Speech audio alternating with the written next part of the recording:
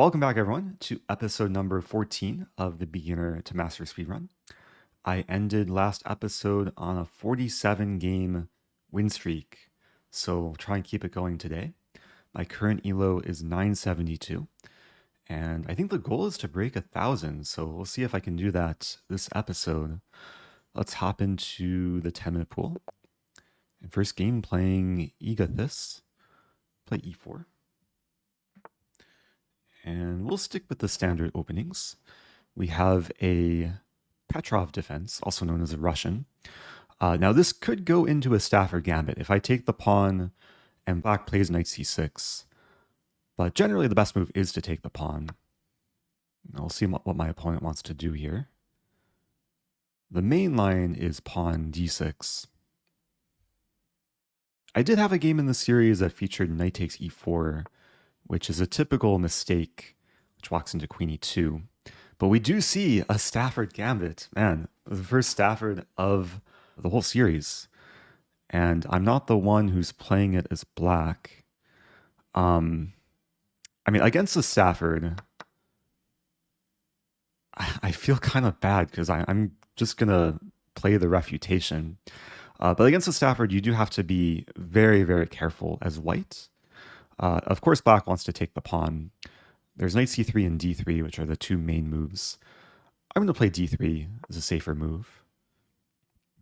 And now bishop to c5. And like one of the reasons why the Stafford is so popular, partly because my video's on it, but also because there's just so many traps that white can fall into. Like e5 already loses to knight e4, knight c3 runs into knight g4, bishop g5, there's a crazy tactic, knight takes e4, and then black can oh no my queen. So the best move in this position is simply bishop e2, preventing knight g4, trying to stop all the tactical shenanigans. And hopefully this will be an instructive lesson on how to actually refute the Stafford and avoid all the tricky traps that white could potentially fall into. Now, usually when I play this position as black, I like to play h5, which sets up knight g4. And yeah, there's still a lot of ways that white can go wrong from here. But there's a couple moves that are typically recommended. There's a lot of videos on YouTube that cover the refutation to the Stafford. I think I probably have a few videos of my own covering what I recommend for white. But the two moves are either c3 or h3. h3 just stops knight g4 right away, and c3 prepares d4. In this case, I'm going to play h3, which I think is a more kind of traditional safe move, ensuring that knight g4 will not happen. Now, there are a couple ways black can try and be tricky here. One way is to play queen d4. Another way is to play queen d6. I'm pretty sure my most viewed video on YouTube features this line. It's something like trapping everyone with the same opening trap. And it features queen d6 castling and then knight g4. And then there's lines where if white plays g3, preventing queen h2 checkmate, there's queen takes g3 because of the pin. So yeah, very often white will not end up castling kingside in this variation. I am curious if my opponent knows that they're playing me. Like you do have to click on my profile to see that it's the authorized speedrun account. a6 is it's a little bit of a slow move.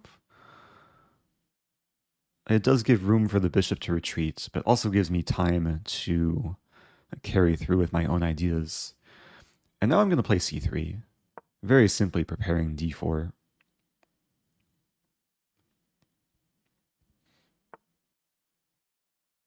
Okay, black gaining space on the queen side, but I don't mind expanding in the center. And one of the nice things here is because black's committed to h5, this pawn can't move backwards, and I can happily put the bishop on g5. It can't really be kicked by the h-pawn. Meanwhile, I am threatening to play e5 to attack the pinned knight.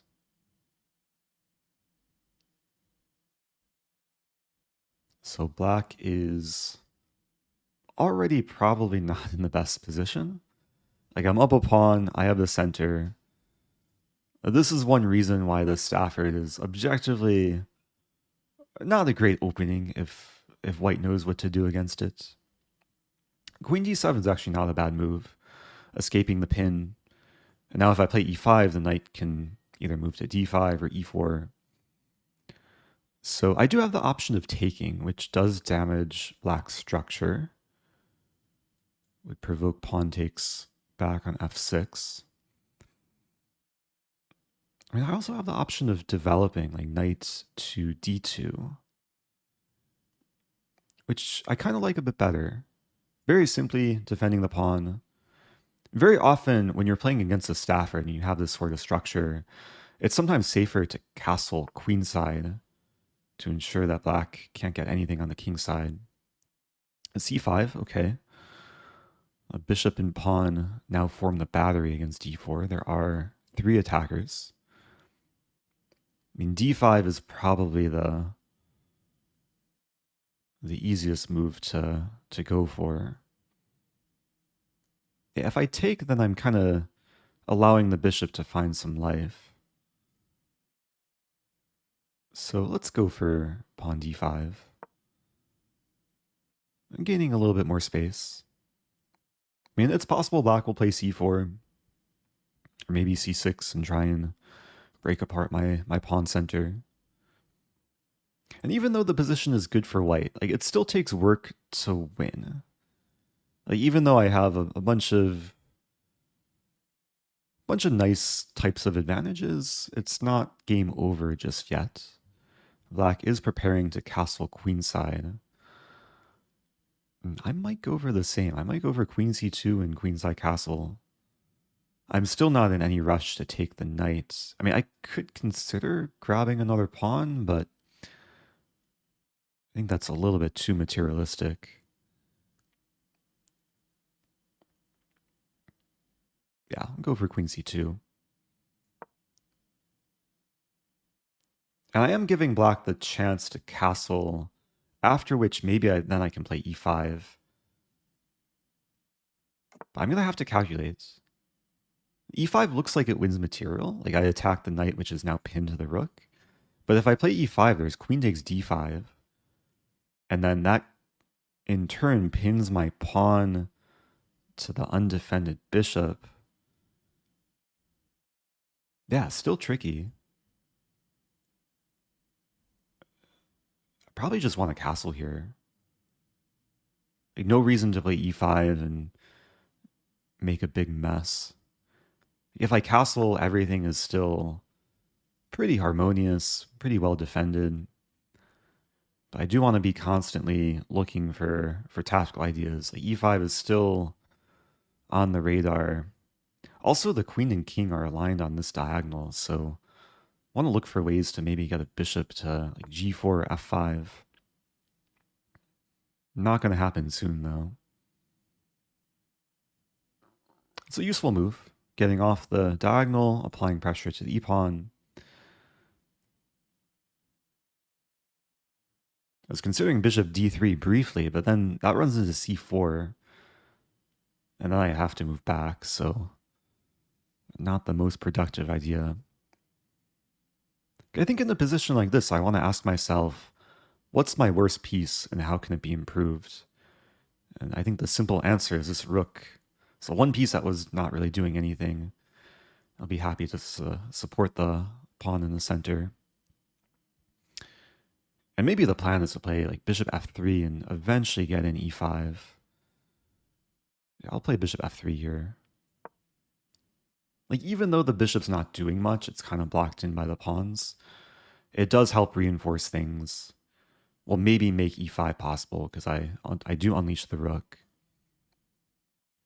Another idea, probably very soon, is this move c4.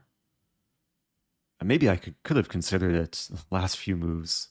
A c4 would be nice in blockading black's c5 pawn. Also reinforcing d5. I'm going to go for it.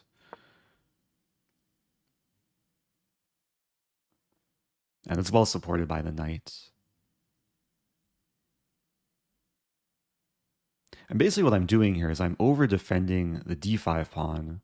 So I would really like to push. Especially in this case, now that black has closed down the queen side. If I push, I'm almost trapping the knight. A knight has two safe moves. Not the happiest of squares. I can move back. And so far, this has been a relatively like positional and strategic game, which is usually what you want. Like when you're playing against a gambit, you want to avoid all the tactical messiness. In this game, I basically just grab the pawn in the opening and then just try to play super solidly. And so far, it's working out. Black is gaining some space. Throw in the capture and then, I mean, I have bishop e4 or bishop e2. I think I like bishop e4. Pawn is still defended. I create the battery against a knight. When the knight moves, I have bishop f5, attacking the queen and the g-pawn. So life is pretty good here. We'll take the pawn.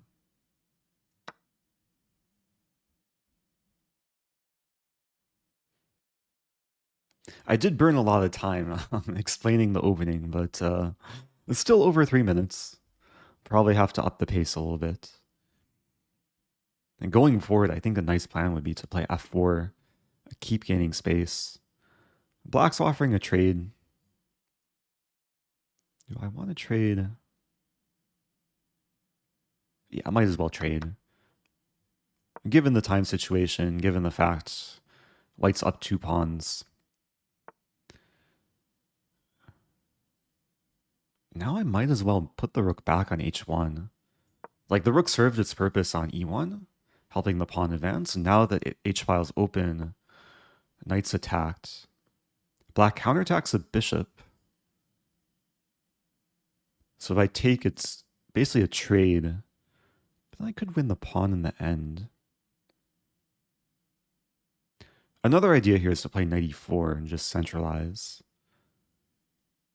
Which honestly, I like better.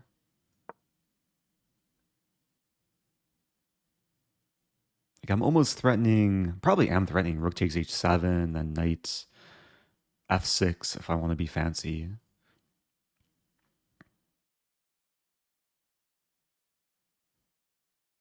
Really just going for full domination. This knight can't really move because knight f8 leaves the rook hanging.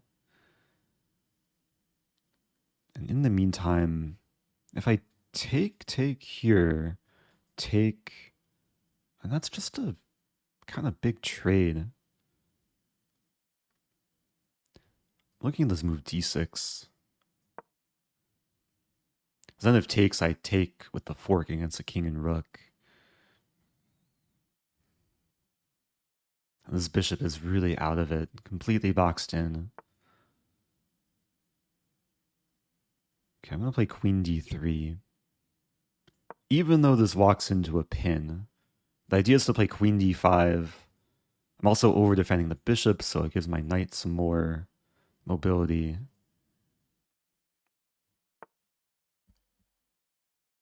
Ooh. Okay, I'm not going to hold back. Let's play f5. There are probably a lot of good-looking moves, but the idea here is if queen takes, then I take on c5 and win the queen. So, it's a nice example of, oh no, my pawn. I didn't really say it in time, but opponent took the bait. Now the position is finally crumbling for black.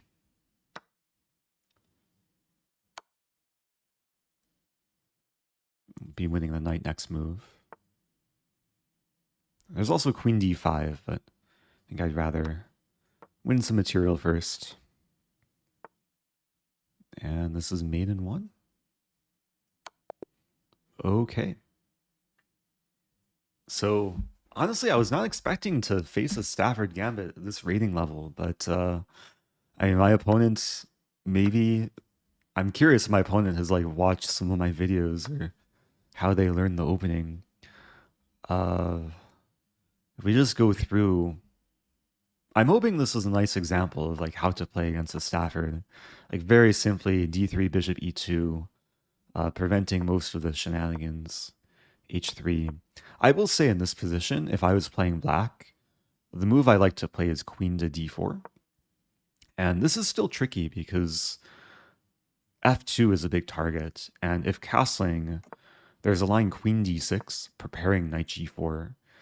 And there's a lot of tricks that can still arise from this position. Like it's actually kind of hard for white to stop knight g4. So if I ran into queen d4, the move I was going to play is rook f1. Even though this violates the principle of like just giving away casting rights, not putting the king on g1, the king is just safer in the center for the time being. And then the plan is to, of course, defend f2 and then gradually play c3 and develop the bishop and then the knight and eventually castle queenside. And yeah, this position I've encountered from the black side before. It's usually only like pretty strong and experienced players who know this move. But if I encountered this, I would have played rook f1, and it would have been still objectively good for white. So going forward in what happened in the game, I think it was just a matter of being solid, grabbing space, following principles, getting some piece harmony, grabbing more space, and then eventually I had some tactics, winning the other pawn, and then eventually, setting up this nice tactic with the discovery. If black doesn't blunder the queen, like queen d7 was probably a better try. It's white who's having all the fun. Like queen d5 check was coming, and maybe e6 to follow. So, it was a happy game, at least for me. So I'm realizing it's already like we're kind of already deep into the recording, like after 15 minutes. So I think what I'll do is end the episode here. It's I don't think I've had a single game episode, but I think there's some nice instructional value from this game, especially playing against the Stafford. Hope you guys enjoyed it. If you have questions, leave them below and stay tuned for the next one in which I'll hopefully actually be breaking 1000 elo. So I'll see you guys then.